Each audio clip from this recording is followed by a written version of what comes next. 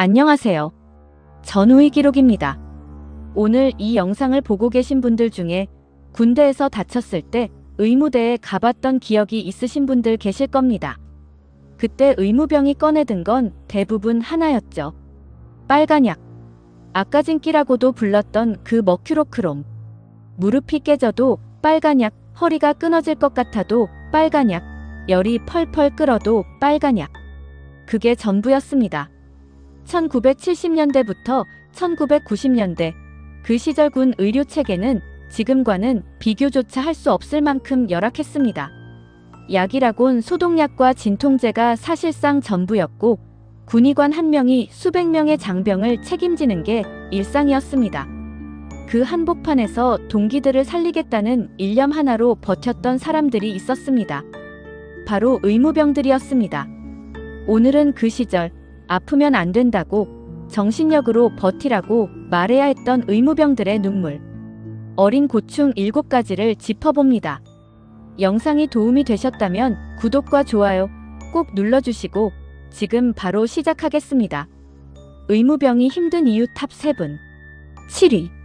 의대도 안 나왔는데 의사 노릇해야 했던 현실. 의무병이라는 직책의 이름은 근사합니다. 하지만 그 실체는 달랐습니다. 1970년대에서 80년대 군 의무대의 의무병 대부분은 의학 관련 전공자가 아니었습니다. 물론 간호학과나 의학 관련 학과 출신이 배치되기도 했지만 대부분은 훈련소 수료 후 특기 배정을 받아 몇 주간의 의무 교육만 이수하고 바로 부대 의무대로 투입됐습니다. 문제는 군의관이 상주하지 않는 부대도 많았다는 점입니다. 특히 최전방 소초나 외딴 부대의 경우 군의관은 가끔씩 들르는 존재였고 나머지 시간은 오롯이 의무병이 홀로 버텨야 했습니다. 골절 여부를 판단할 엑스레이 장비도 없고 정밀 검사 기구도 없었습니다. 의무병이 할 수 있는 건 눈으로 보고 손으로 만져보고 경험으로 판단하는 것뿐이었습니다. 제대로 된 진단 환경 자체가 갖춰져 있지 않았기 때문에 초기에 잡을 수 있었던 병을 더 키운 사례도 생겨났습니다. 아픈 전우 앞에서 내가 할 수 있는 게 없다는 사실을 알면서도 표정 하나 바꾸지 않고 빨간 약을 꺼내야 했던 그 심정. 쉽게 상상할 수 있는 고통이 아닙니다. 6위. 빨간 약 하나, 진통제 몇 알 약이 없어서 생긴 비극. 당시 군 의무대의 의약품 실태는 지금 기준으로는 믿기 어려울 정도였습니다. 1970, 80년대 의무대에서 가장 흔하게 보유하고 있었던 건 머큐로크롬, 즉 빨간약이었습니다. 수은 화합물 성분의 이 소독약은 1980년대 이후 점차 퇴출되기 시작했지만 그 이전까지는 상처 소독의 거의 유일한 수단이었습니다. 진통제는 수량이 정해져 있었고 그마저도 매달 정해진 예산 한도 내에서만 신청할 수 있었습니다. 더 심각한 것은 종류의 문제였습니다. 의무병이 필요로 하는 약의 종류는 다양했지만 실제로 확보할 수 있는 약품은 극히 제한적이었습니다.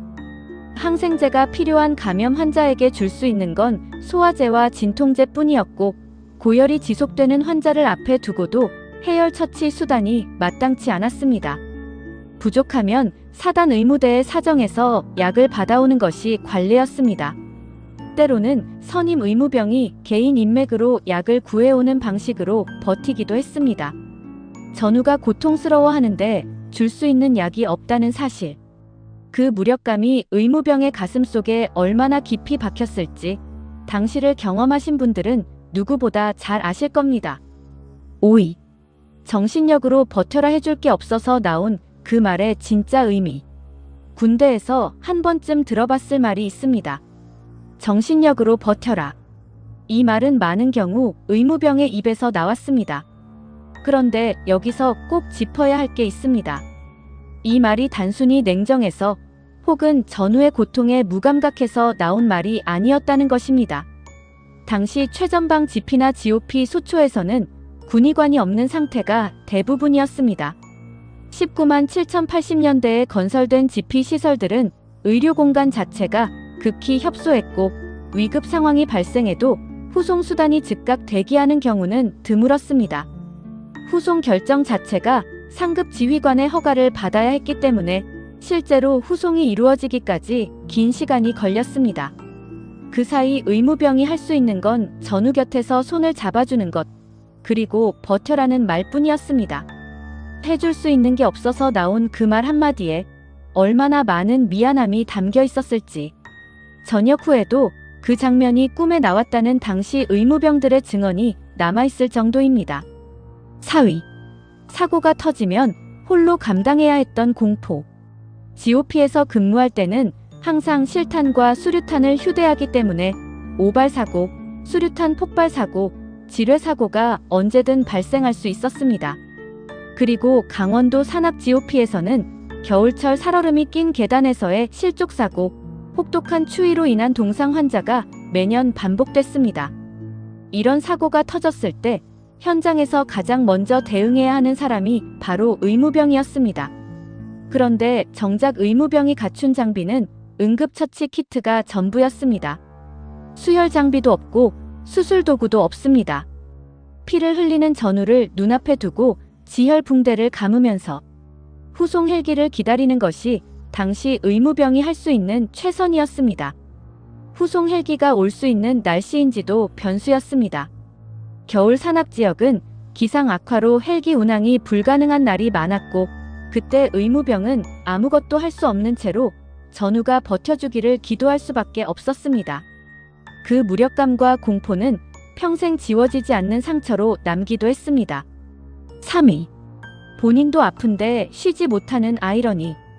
의무병은 아이러니하게도 아파서 의무대를 찾아오는 전우들을 진료하면서 정작 본인은 아파도 쉬지 못하는 경우가 많았습니다. 소규모 부대의 경우 의무병이 한두 명에 불과했고, 그 인원이 빠지면 의무 기능 자체가 마비되다시피 했습니다. 부대 내에서 전염성 질환이 유행할 때는 의무병이 가장 먼저, 가장 많이 노출되는 환경에 있었습니다.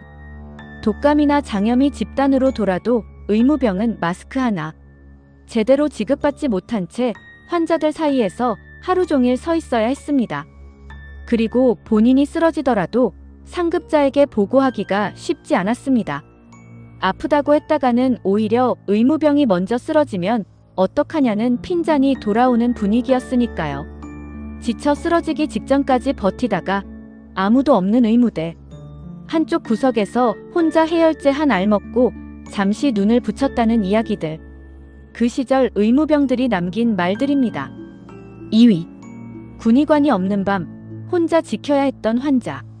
1970, 80년대 군 의무 체계에서 군의관은 모든 부대에 상주하지 않았습니다.